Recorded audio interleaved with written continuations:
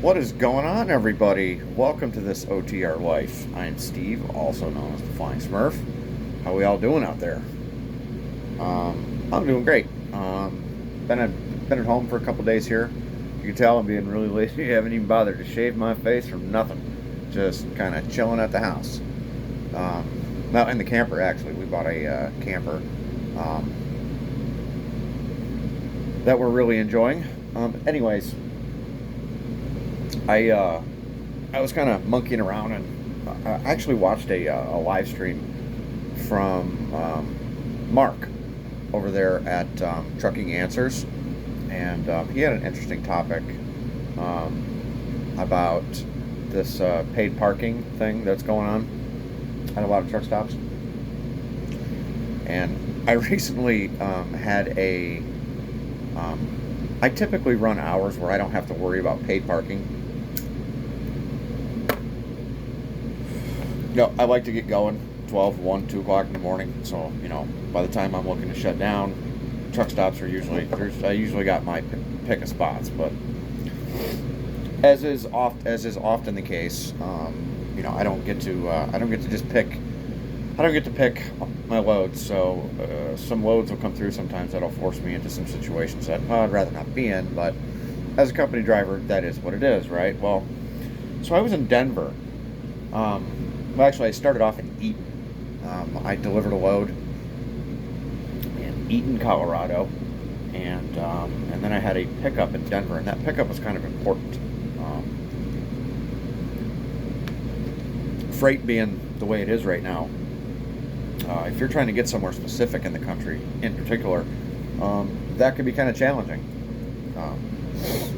So, so I had to deliver that load in Eaton, and just because of the way the load worked, it came out of Fife, Washington, which is just outside of Seattle, and I only had 2 days. Well, I picked up the load, and I had like an hour and a half left to drive, so I did what I could that day, and then I had, a full day of driving, and then the following day it delivered. So it was late in the morning when I made that delivery, and then this other place that I was picking up, which was right outside of downtown Denver. The actual pickup appointment was 3 p.m. and they're kind of sticklers for appointments there. And my experience with that place was typically a couple hours at least. If you're late, they're gonna freaking hold you up for a while. You're gonna be there a while. So, but I wasn't gonna be late or anything. But still, I was gonna be there for a couple hours, which by the time I got out of there, it was gonna be pretty late, right? So I figured, well. There's a couple of TAs there. There's the one, I want to say that's right in Denver, and then there's the one over in Commerce City, of course. And I figured, well, you know what? I'll call them and maybe I'll reserve a spot tonight. That way, I just don't have to worry about it. But a thought had occurred to me because I've seen it before. We fuel at Pilot, Flying J's exclusively, and they have a lot of that paid parking, and I have noticed that it seems like a lot of the trucks that park there don't have that receipt that you're supposed to put in the windshield. And so a thought had occurred to me that I'm going to call these places, but I'm going to find out what's going to happen when I roll in there after having reserved and paid for my spot already, what their policy is on that, if all of those reserved spots are taken, in particular if they're taken up by people who haven't paid for their parking. That didn't go well.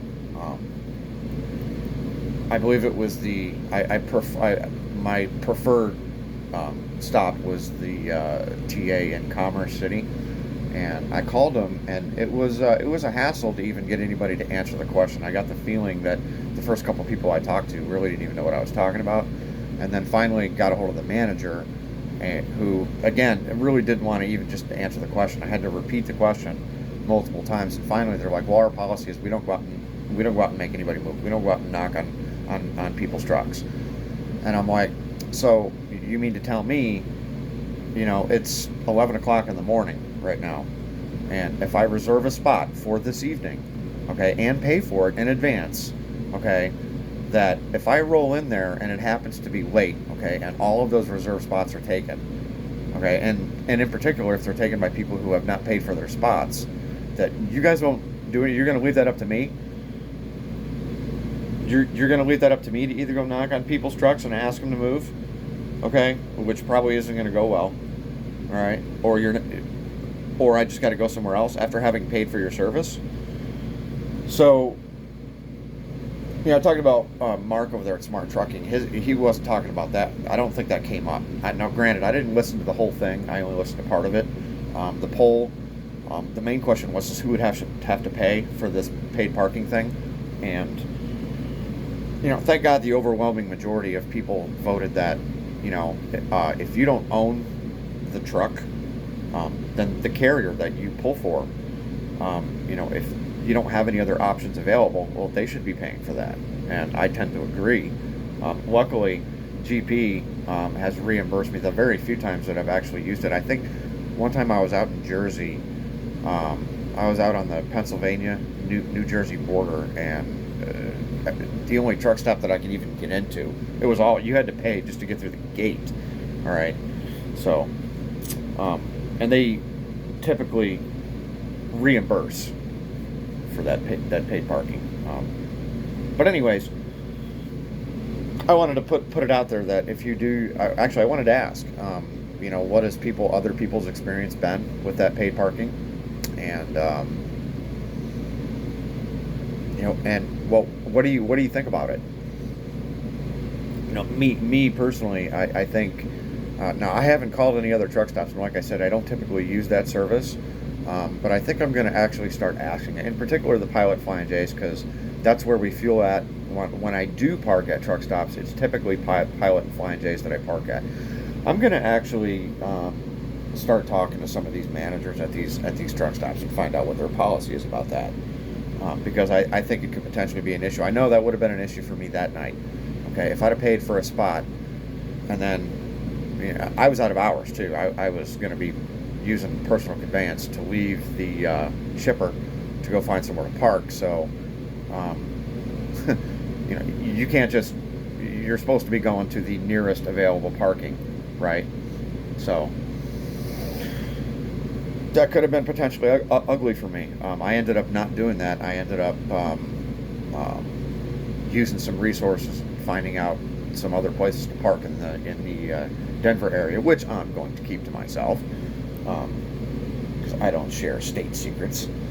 But yeah, that it really bothered me. It bothered me it bothers me, number one, that these big chain truck stops are even doing that to begin with, because I don't know, it's a sore spot for me. I think that they scalp us enough on the cost of a lot of the products that they have in their truck stop.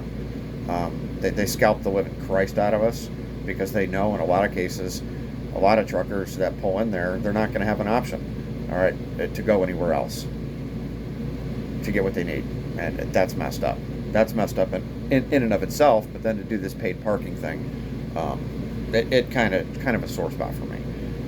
But anyways, yeah. Just wondering, if some people want to jump in here that have, if you've had nothing but good experiences with it, that's great. I'd love to hear about it. But if you've run into this in particular and how the truck stop handled it, that would be great. And I think that's all I got for you guys today. We're going to keep this one real short. So y'all take care, be safe, keep on trucking.